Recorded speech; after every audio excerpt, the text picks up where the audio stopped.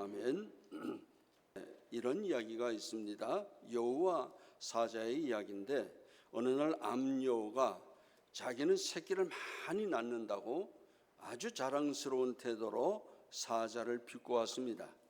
그래서 얼마 있지 않으면 우리 여우가 사자보다 더 많아질 것이라고, 흥왕해질 것이라고 자랑을 했습니다. 그때 암사자의 말이, 그래, 내 말이 옳아. 그러나 한 가지는 기억해야 하겠네. 나는 낳았다 하면 사자를 낳는다네. 자, 내가 낳은 이 사자 새끼를 한번 보게. 그때 사자가 옆에 있다가 새끼 사자가 왕 하는 거예요. 자, 나는 이런 멋있는 사자를 낳네. 그러면서 이 사자가 왕 하니까 그만 이 소리에 암여우와 그 새끼들이 혼비백산해서 도망을 치는 거예요. 잘못하다 잡혀먹겠다 싶었나 보죠. 왜 이솝이 이 이야기를 했을까? 그것은 양보다 질이 중요하다 하는 교훈을 암시해 주는 것입니다. 오늘 본문은 주님께서 사랑하는 제자들을 향해서 말씀을 주십니다. 적은 무리여 무서워 말라. 너희 아버지께서 그 나라를 너희에게 주시기를 기뻐하느니라. 작은 무리, 이 적은 무리란 말은 토미크론 포임니온이라는 말을 썼어요.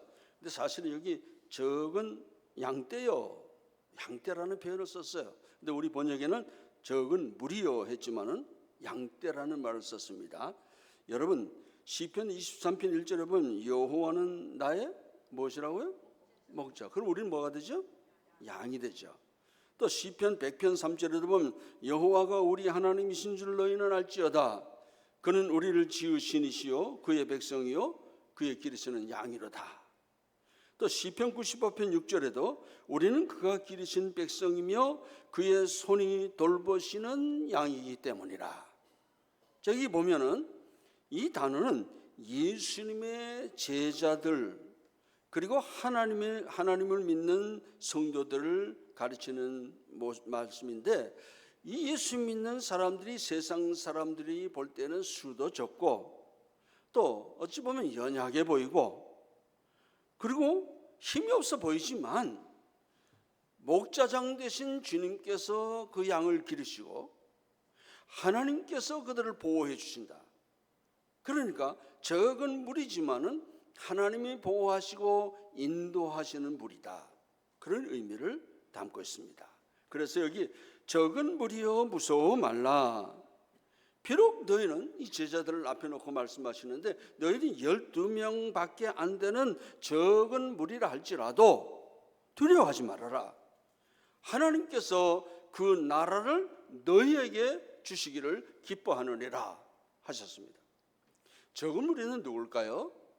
좁은 문으로 들어가는 믿음의 사람을 말합니다. 하나님께서 아무리 적은 수요의 숫자를 할지라도 그 적은 수요의 사람이 신앙의 사람이고 진리의 사람이고 의의 사람일진데, 항상 그 질적인 소수의 사람에게 하나님은 승리를 주신다. 그런 의미입니다. 그래서 적은 무리여 무서워하지 말라 말씀하셨습니다.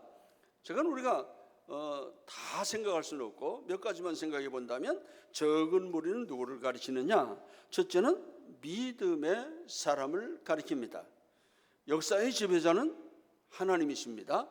그러나 하나님은 반드시 역사를 일으킬 때에 인물들을 통해 사람을 세워서 그 사람을 통해서 역사를 이끌어 가십니다. 그러므로 세계의 역사는 바로 중요한 인물들의 역사라 이렇게 보아도 과언이 아닙니다. 영국의 역사학자 아놀드 토인빌은 창조적인 소수가 세계의 운명을 좌우한다, 그런 표현을 썼습니다.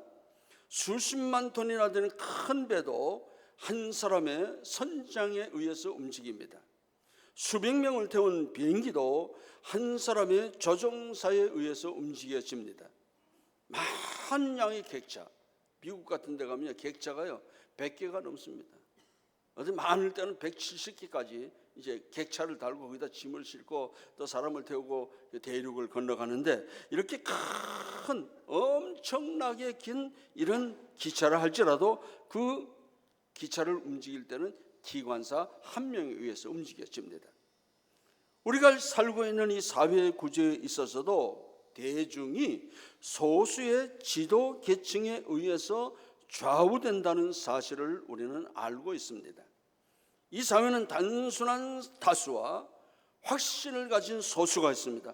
사회의 중요한 문제나 위기는 이런 확신을 가진 소수의 사람들에 의해서 움직여진다는 사실입니다. 오늘날 우리 교회 성도들은 바로 이 확신을 가진 소수에 속한 사람들입니다. 세상이 믿지 않는 사람들과 우리를 비교해 볼 때 분명 우리는 적은 소수입니다. 그런데 이런 소수의 사람을 하나님이 움직여서 사용해서 역사를 이끌어 가신다는 말입니다. 역사적으로 보아도 교회가 위기에 처하고 그 명맥이 흔들릴 때 확신을 가진 적은 무리가 단합해서 위기를 구출해 주는 전례가 얼마든지 있습니다. 예수님은 12제자를 기르셨는데 그 12제자, 소수의 사람이지만 그 12제자가 오늘의 기독교를 형성하게 되었고, 바울 사도 전도대는 오늘의 역사를, 소수지만 역사를 바꾸어 놓았습니다. 무관심한 대중보다 잘 조직되고 헌신하는 적은 무리는 강산도 거치고 역사의 운명도 바꿀 수 있는 것입니다. 성경은 이 적은 무리는 어떤 사람들이냐? 곧 믿음의 사람들이라고 말하고 있습니다. 우리가 역사를 좀 더듬어 보면 멀리 갈 것 없습니다. 성경 안에서도 얼마든지 우리가 그 예를 찾아볼 수 있는데, 에녹은 그 시대의 많은 사람들 중에 홀로 신앙의 독보적인 걸음을 걸었습니다. 그 당시 사람들은 죄를 물 먹듯 먹고 마시고 엄청난 범죄를 저질렀는데, 유독 신앙을 지키고 하나님과 동행하더니 하나님이 그 시대의 승리를 에녹에게 주셨고, 에녹은 마침내 천국에 올라가 죽음을 맛보지 않고 천국에 승천하게 된 것입니다. 노아와 그의 가족들은 그 시대의 다수와 무려 120년 동안이나 어떤 의미에서 장거리 경주를 했습니다. 복음을 전하고 하나님을 믿어야 된다. 그들은 하나님을 거절하고 얼마나 죄를 많이 지었으면 하나님이 물로 심판하셨겠느냐 그 말이죠. 그런데 이 성경 창세기 6장 9절에 보면 노아는 의인이요 당대의 완전한 자라, 그는 하나님과 동행하였다, 그렇게 기록하고 있습니다. 믿음의 사람 노아는 온 세상이 물심판을 당했을 때에 건짐을 받았고, 그리고 승리의 계가를 부르게 된 것입니다. 엘리야는 850명의 바알과 아세라 목상을 섬기는 거짓 선지자들과 갈멜산에서 누가 참신인지, 여호와가 참신인지 바알과 아세라가 참신인지 대결하게 될 때에 여호와 하나님을 의지하는 한 사람 엘리야의 기도를 하나님이 들으시고 불을 내려서 갈멜산 산성에 그 제단에 불을 지폈습니다. 여러분 생각해 보십시오. 850명이 문제입니까? 한 사람의 하나님을 섬기는 신실한 믿음의 사람이 승리하게 된 것입니다.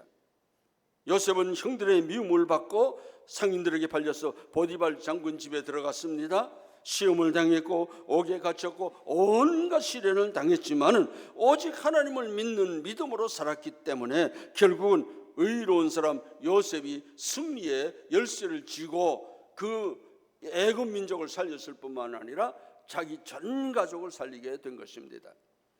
여호수아와 갈렙은 어떻습니까? 나머지 10명의 정탐꾼들이 우리는 저 장대한 아낙 자손에 비하면 메뚜기와 같은 존재라고 백성들 앞에서 절망적인 보고를 해서 백성들의 마음이 낙담이 되고, 그리고 백성들이 지도자 모세를 원망하고 돌을 들어서 치려고 할 때에 여호수아와 갈렙이 두 사람이 힘차게 외쳤습니다. 우리가 차지할 땅은 젖과 꿀이 흐르는 땅이다. 그들은 우리 밥이다. 하나님이 우리와 함께 하시니 우리가 승리할 것이다. 그 땅을 차지하자. 지금 들어가자. 들어가면 이길 수 있다. 외쳤어요. 결국 하나님 누구 손을 들었습니까? 여호수아와 갈렙 두 사람의 손을 들어주었습니다. 그 당시에 반대했던 10사람과 또 그들을 동조했던 많은 사람들은 그 광야에서 40년 동안 살다가 그 땅에서 죽어버리고 말았습니다. 기드온은 300명의 정병을 거느리고 무수한 메뚜기 떼와 같고 바닷가의 모래알 같은 수많은 미디안 군대와 대결을 했습니다. 그 전쟁에서 하나님은 믿음의 사람 기드온 편에 힘을 실어주고 그 함성을 지르고 정복의 항아리를 깨뜨리고 승리의 나팔을 불었을 때 기드온에게 승리를 주셨던 것입니다. 느부갓네살 왕이 금신상을 도라평지에 세워놓고 양각 나팔을 불면서 일제히 소리를 질러서 이 신상에게 절을 하라. 그럴 때 사드락 메삭 아벳느고는 굳굳이 신앙의 절개를 지켰습니다. 그들은 결국 드디어 풀무불 속에 던짐을 받았지만 하나님을 믿는 신앙으로 사드락 메삭 아벳느고는 승리하게 되고 머리털 하나도 상함이 없이 그 풀무불에서 살아나오게 된 것입니다. 머리 하나도 상하지 않고 어떻게 그 불 속에서 살아날 수 있었습니까? 오히려 그들을 던졌던 사람들은 다 불타 죽어버리고 말았습니다. 다니엘은 바벨론 포로로 끌려갔을 때 그 권력자들의 다수의 계략 때문에 많은 모함을 당했지만 예루살렘을 향한 창을 열어놓고 거기서 하루 3번씩 하나님께 기도했습니다. 결국 그것 때문에 사자굴 속에 던짐을 받았지만은 하나님은 사자의 입으로부터 기도의 사람, 신앙의 사람 다니엘을 건져내시고 결국 하나님을 찬양하게 되는 그런 환경으로 바꿔 놓았습니다. 다윗은 블레셋의 다수의 군대와 골리앗을 만군의 여호와 하나님의 이름으로 나가서 물맷돌 하나로 승리했습니다. 여러분, 이런 예를 들려면 성경에도 그 이외에도 이 세상적인 이야기도 믿음의 사람들의 이야기도 얼마든지 많이 들을 수 있습니다. 요한 웨슬레는 말합니다. 내게 죄를 미워하고 하나님만 사랑하는 사람 12명을 주시옵소서. 그리하면 영국의 운명을 바꿔놓겠습니다. 소수의 사람이 중요하단 말이죠. 스코틀랜드의 존 나스는 스코틀랜드 나에게 주십시오. 그렇지 않으면 내게 죽음을 주십시오. 여러분, 결국 스코틀랜드는 장로교의 본산지가 되었습니다. 적은 무리가 가는 믿음의 길은 세상 사람 누구나 다 가는 길이 아닙니다. 많은 사람이 가는 길은 넓은 길입니다. 때로는 세상 사람들이 배척하고 오해받고 조롱을 받는 길입니다. 적은 무리가 가는 길은 그러나 하나님이 그들에게 축복을 주시기 때문에 그 길은 승리의 길이요 복된 길이 되는 것입니다. 저는 우리 효성교회 사랑하는 성도들이 소수의 무리가 가는 믿음의 길에 모두 동참하시기를 바랍니다. 우리 믿음의 선진들이 걸었던 그 길을 우리도 동일하게 걸어서 그들이 승리했던 것처럼 우리도 승리의 길을 걸어갈 수 있기를 주님의 이름으로 축복합니다. 둘째는 하나님은 적은 무리의 겸손을 보았어요. 하나님은 겸손한 자에게 은혜를 주시고 교만한 자를 물리치십니다. 그러므로 하나님은 인물을 택할 때 겸손한 자를 택합니다. 저는 그래서 마음속으로 기도합니다. 우리 효성교회 담임하실 목사님은 겸손한 목사님이 오셨으면 좋겠다. 마음속에 그런 마음을 가지고 있습니다. 기드온이 전쟁터에 나가기 전에 부름을 받았을 때 주여 내가 무엇으로 이스라엘을 구원하리이까? 보소서 나의 집은 므낫세 중에 극히 약하고 나는 내 아버지 집에 가장 작은 자이니이다. 사울 왕이 소명을 받았을 때에 나는 이스라엘 지파의 가장 작은 지파 베냐민 사람이 아니리이까? 또 나의 가족은 베냐민 지파 모든 가족 중에 가장 미약하지 아니하니까 당신이 어찌하여 내게 이같이 말씀하십니까? 사무엘에 갔을 때 이렇게 고백했어요. 그리고 사울이 왕의 되관식에 이제 대관식이 열게 되었을 때 너무 이 사람이 참 나는 그거 감당할 수가 없다고 해서 생고 사이에, 그 당시에 마차를 많이 끌고 가지 않았겠어요? 거기 뭐 짐도 있고 하는데 그 행구 사이에 숨어 있다가 군중들에게 발견되어서 결국 왕위에 오르게 된 사람입니다. 참 겸손한 사람이었습니다. 그래서 겸손한 이 사람을 하나님께서 이스라엘의 초대 왕으로 세워주신 것입니다. 그런데 사무엘상 15장 17절을 보면 사무엘 선지자가 사울 왕에게 말하기를 왕이 스스로 작게 여길 그때에 이스라엘 지파의 머리가 되지 아니하셨나이까? 여호와께서 왕에게 기름을 부어 이스라엘의 왕을 삼지 않았습니까? 무슨 말이죠? 사울이 처음에 겸손하고 일일이 하나님 앞에 기도하고 묻고 선지자 사무엘의 지도를 받으면서 나라를 겸손하게 잘 다스렸는데 이 나라가 막 이렇게 점점 평안하고 강성해지니까 사울의 마음속에 교만이 쑥 들어오게 됐습니다. 야, 이제 됐다. 이제 사무엘 선지자의 조언이 없어도 내가 얼마든지 나라를 다스릴 수 있다. 하나님의 도움이 없어도 이만하면 내가 이제 이 나라를 다스릴 만한 힘을 내가 가지고 있다. 나 혼자라도 얼마든지 할 수 있다. 이 자신감이 들어가게 된 거예요. 그래서 제사의 권한은 선지자요 제사장인 사무엘에게 제사를 드릴 권한이 있는데 사무엘이 좀 늦게 왔다고 사무엘은 무시하고 자기가 제사를 드린 겁니다.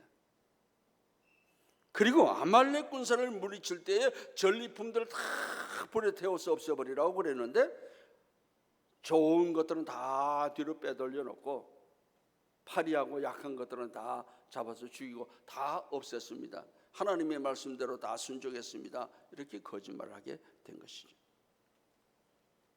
그리고 하나님의 명령을 무시하고 자기를 찬양하는 전승 기념비를 세운 거예요.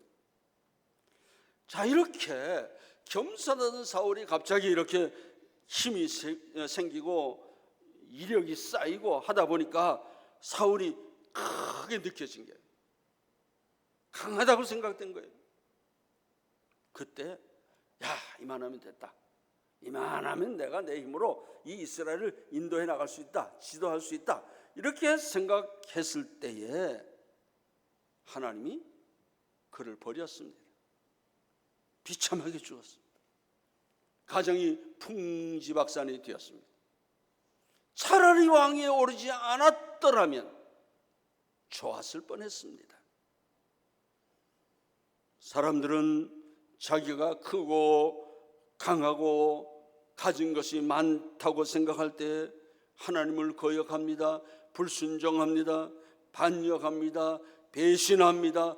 배은망덕하는 것입니다. 여러분, 다윗의 경우도 마찬가지입니다. 자기 집이 작다고 이 자기 처지를 볼 때 자기 집안이 이렇게 뭐 왕을 세울 만한 그런 처지가 아니다 생각을 하지 않았어요? 그때 하나님께서 겸손한 다윗을 왕으로 세웠어요. 근데 다윗이 크다고 생각할 때 충신 우리아의 아내를 취하고 우리아를 전쟁터에 내보내서 죽게 만듭니다.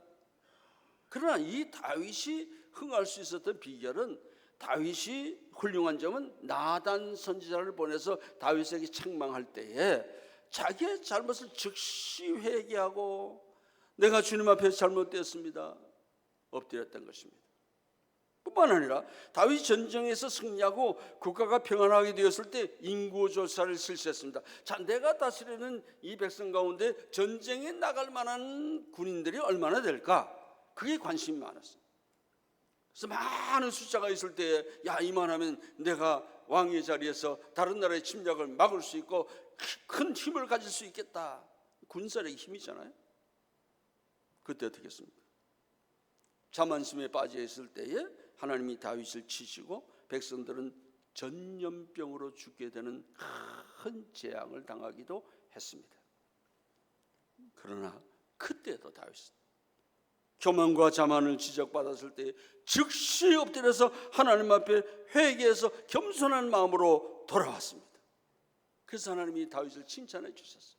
잘못이 많았지만 범죄도 했지만 이렇게 겸손하게 회개할 때에 다윗은 내 마음에 합한 사람이다 칭찬해 주셨어요. 모세도 스스로 겸손할 때에 그를 들어서 이스라엘 백성들의 영도자로 삼아서 수백만의 이스라엘 백성들을 출애굽시키고 40년간 광야에서 그 백성들을 잘 이끌어 갔습니다. 예레미야는 자기를 볼 때 어린 아이와 같다고, 자기는 말을 잘 하지 못한다고 할 때에 하나님이 열방의 위대한 선지자로 그를 사용했던 것입니다.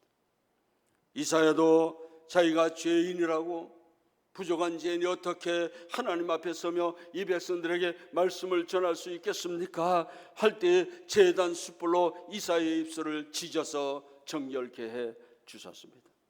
솔로몬이 왕위에 올라갈 때에 그는 나는 작은 아이라 그랬어요. 나는 작은 아이라, 출입도 제대로 못합니다. 나는 작은 아이라 이 많은 백성들을 내가 어떻게 이끌어갈 수가 있겠습니까? 이 말이, 이 겸손의 말이 하나님의 마음에 쏙 들었습니다. 여러분, 신약 시대의 위대한 복음의 일꾼 사도 바울도 그랬습니다. 고린도전서 15장 9절에 나는 사도 중에 가장 작은 자라 나는 하나님의 교회를 박해하였으므로 사도라 칭함받기를 감당하지 못할 자니라. 에베소 3장 8절에도 모든 성도 중에 지극히 작은 자보다 더 작은 나에게 이 은혜를 주신 것은 측량할 수 없는 그리스도의 풍성함을 이방인에게 전하게 하셨다. 디모데전서 1장 15절에 빛보다 모든 사람이 받을 만한 이 말이요 그리스도 예수께서 죄를 구원하시려고 세상에 임하셨다 하였도다. 내가 죄인 중에 내가 괴수다. 죄인 중에 괴수다. 그는 신앙이 깊어가면 깊어갈수록 하나님 앞에 볼 때 너무 부족한 거예요, 자기가.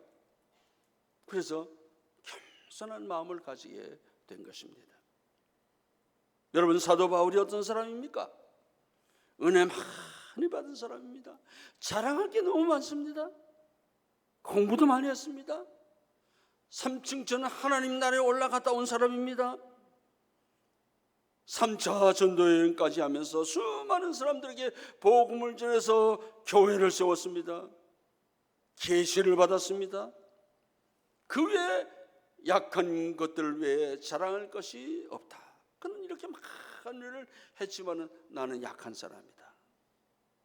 고린도후서 12장 7절에 여러 계시를 받은 것이 지극히 크므로 너무 자만하지 않게 하시려고 내 육체에 가시고 사탄의 사자를 주셨으니 이는 나를 쳐서 너무 어떻게 자만하지 않게 하려 하십니다. 이 자만, 교만이 얼마나 하나님이 싫어하시는 것인지 모릅니다.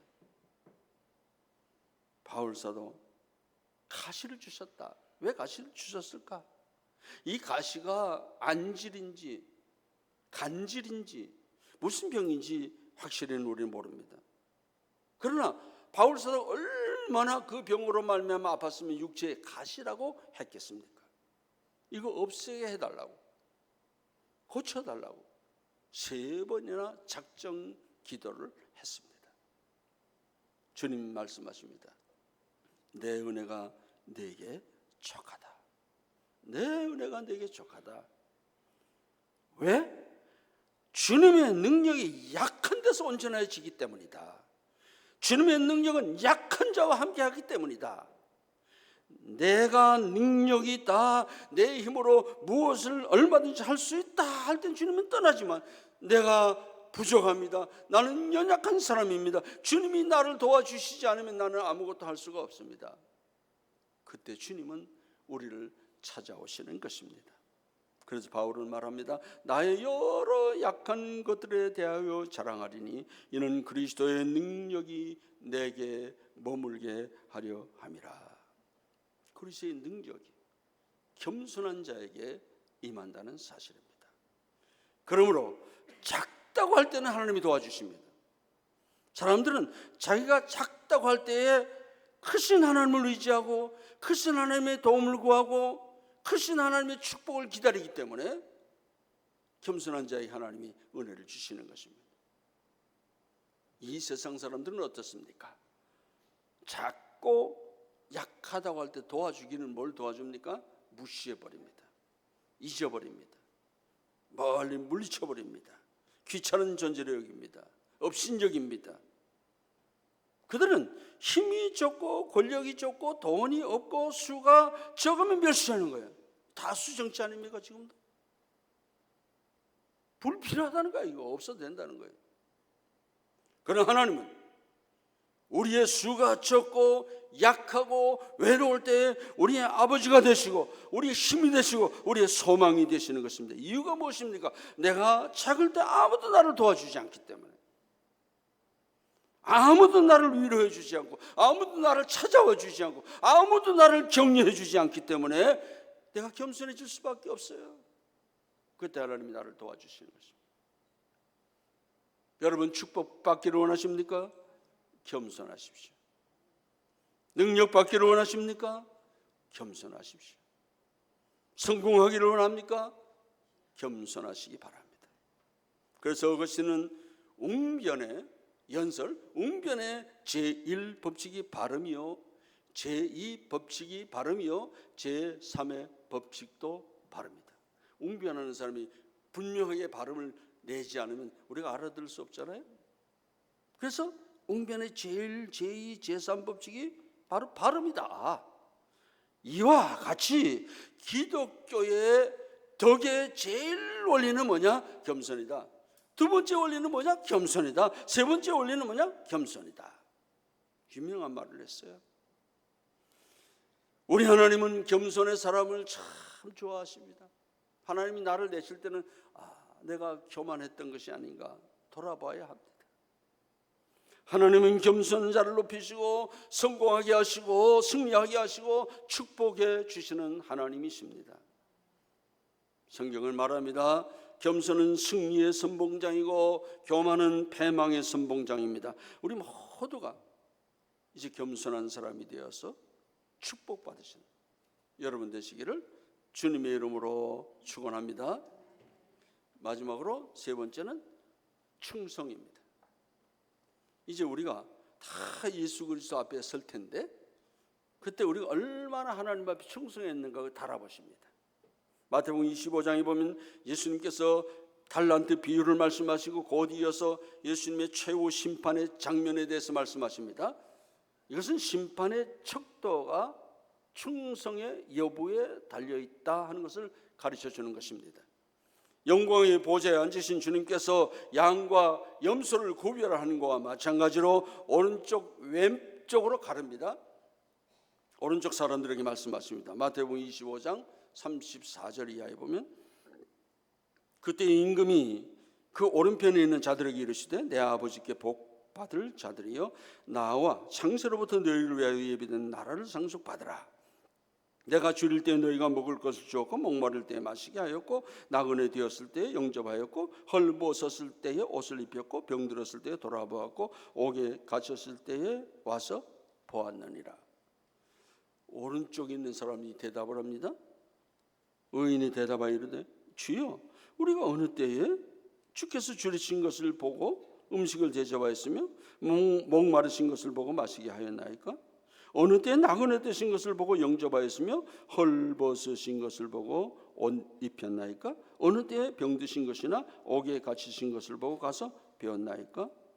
황송했어. 우리가 그런 적이 없어요. 주님을 위해서 헌신한 것도 없고 무슨 주님을 위해서 바친 것도 없고 우리 그런 거 없어요. 그렇게 대답을 합니다. 우리는 아무것도 한 일이 없다. 생각해보면 너무 부끄러운 것밖에 없어요. 주님이 이렇게 말씀하십니다. 내가 진실로 너희에게 이르노니 너희가 여기 내 형제 중에 지극히 작은 자 하나에 한 것이 곧 내게 한 것이다. 한번 우리가 이걸 같이 읽어보겠습니다. 내가 진실로 너희에게 이르노니 너희가 여기 내 형제 중에 지극히 작은 자 하나에게 한 것이 곧 내게 한 것이니라. 정말 우리 주님은 세심하게 우리가 주위에 어려운 사람들, 힘든 사람들, 낭망에 있는 사람들, 괴로운 사람들을 얼마나 돌아보고 말이라도 격려했는가, 그걸 보시겠다는 거예요. 여기 보세요. 내 형제에게 지극히 작은 자 하나에 한 것이 곧 내게 한 것이다. 충성은 겸손과 은밀한 믿음의 행동을 보시는 것입니다. 반면에 왼편에 있는 자들에게 말씀하십니다. 마태복음 24장 41절 이하입니다. 또 왼편에 있는 자들에게 이르시되 저주를 받은 자들아 나를 떠나 마귀와 그 사자들을 위하여 예비된 영원한 불에 들어가라.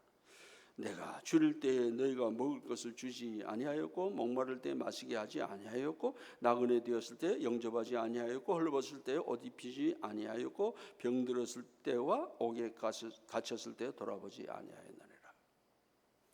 그때 왼편 사람은 뭐라고 대답합니까? 그들도 대답하여 이르되 주여 우리가 어느 때에 주께서 줄이신 것이나 목마른 것이나 나그네 되신 것이나 헐벗으신 것이나 병드신 것이나 옥에 갇히신 것을 보고 공양하지 아니하였나이까. 이 사람은 반대, 내가 그래도 주님을 위해 충성하느라고 했는데 이게 무슨 말입니까? 언제 주님이 그런 일을 당해서 우리가 도와주지 않았습니까? 주님 말씀하십니다. 지극히 작은 자 하나에게 하지 아니한 것이 곧 내게 하지 아니한 것이라. 이것도 한번 우리 같이 읽어봅시다. 지극히 작은 자 하나에게 하지 아니한 것이 곧 내게 하지 아니한 것이라. 여러분, 충성은 떠드는 게 아닙니다. 주인이 보든지 보지 않든지 최선을 다하는 게 충성입니다. 맡겨진 일에 대해서 열정을 가지고 하는 겁니다. 그건 누가 알아주는 거 아니에요. 오직 우리 주님만 바라보시는 것입니다. 제가 오랫동안 잠시 떠나 있다가 왔는데 제일 우리 교회 와서 감동을 받은 게요, 찬양대예요. 찬양대. 그 어려운 가운데 찬양대가 오늘도 많이 참석하셨는데요. 어떻게 그런 찬양대가 한결같이 사람들이 자리를 지키고 있습니다. 또 식당 봉사, 제일 위해서 어려운 거. 그것도 그래도 식당 봉사. 그 어떤 장로님이 그러셨어요. 세상 떠나지만 교회 밥이 제일 맛있더라. 뭐 별로 없잖아요. 근데 저도 그런 생각하죠. 교회 밥이 맛있어. 왜요? 거기에는 숨은 봉사자들이 있어요. 그냥 되어진 게 아니에요. 거기는 충성을 다하는 음식을 만드는 손길이 있어요. 그래서 교회의 밥이 맛있는 거예요. 은혜가 되는 거예요.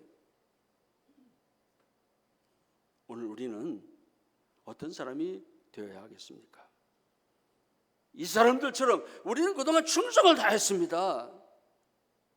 그러겠습니까? 주님, 제가 주님을 위해서 한 것이 없습니다. 겸손한 마음으로 우리가 주님을 섬길 때 주님은 그것을 기뻐하시는 줄로 믿습니다.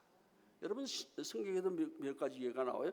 수넴 여인이 엘리사를 위해서 언제든지 지나가다가 머물 수 있으면 머물라고 깨끗한 방을 마련해 놨어요. 엘리사가 지나가다가 피곤하면 거기 가서 쉬시기도 하셨어요. 이렇게 마련해 주었는데 이 적은 봉사를 통해서 그 결과 그 죽었던 아들이 살아나게 된 것입니다. 사렙당 과부는 엘리야를 위해서 자기 모자가 이제 먹고 마지막으로 먹을 양식인데 그걸 엘리야에게 대접을 했어요. 이제 먹고 죽어야 되는데 그 결과 어떻게 됐습니까? 가루독에 가루가 떨어지지 않고 기름통에 기름이 마르지 않고 3년 6개월의 흉년 기간을 잘 보내게 됐습니다. 한 어린아이가 보리떡 5개, 물고기 2마리, 조그만 도시락을 하나님께 바쳤는데 그 결과 그것이 5,000명을 먹이고도 남게 되었습니다. 가난한 과부가 교회가 헌금을 드립니다. 동전 한 입에 그 결과 우리 주님이 칭찬을 아끼지 않았습니다.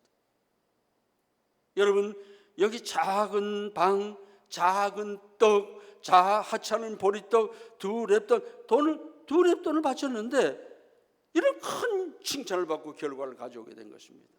왜요? 자기의 전부를 거기에 담아서 드렸기 때문입니다. 사랑하는 여러분, 지극히 작은 것에 충성하는 자는 지극히 큰 것에도 충성할 수 있습니다. 지극히 작은 그 충성이 그들의 신앙 인격의 표현이 된 것입니다. 다시 말하면 외관상으로 작은 것이죠. 그러나 이 작은 것이 그들의 두 렙돈을 바친 과부에게 있어서는 자기 자신의 전부였다고 했어요. 전부 드린 거예요. 하나님은 우리에게 일부분을 원하시는 게 아닙니다. 여러분 마음 전부를 원하시는 것입니다. 11조의 정신이 뭡니까? 우리의 모든 소유는 다 주님의 것입니다. 모든 것이 다 주님의 것이지만 그 중에 10분의 1을 구별해서 드림으로 모든 것이 다 주님의 것이라는 것을 인정하면서 드리는 거예요. 이거 다 우리 하나님께서 우리에게 주신 축복인데 그 중에 다 드릴 수 없으니까 10분의 1만 드리는 겁니다. 그래서 하나님은 11조를 강조하셨고 11조를 드리는 성도에게 축복을 주신 이유가 어디 있습니까? 주재권이 하나님께 달려있다는 것을 인정하기 때문에 하나님이 복을 주시는 것입니다. 말라기 3장 10절에 만군의 여호와가 이르노라 너희 온전한 11조를 창고에 들여 나의 집에 양식이 있게 하고 그것은 나를 시험하여 내가 하늘 문을 열고 너희에게 복을 쌓을 것이 없도록 붙지 아니하나 보라. 절대로 성경은 너희 하나님 시험하지 말라고 그러는데 여기는 시험해도 좋다고 이 문제에 대해서 나의 모든 것이 주님의 것입니다. 인정할 때 11조 가능한 겁니다. 그렇지 않으면 절대 이 인정하지 않고는 그 물질이 아까워서 드릴 수가 없는 거죠. 사랑하는 여러분, 우리가 하나님께 드리는 11조는 축복의 씨앗이라고 할 수 있습니다. 왜? 모든 것, 내 건강과 내 삶과 내 자녀와 내 직업과 모든 하는 일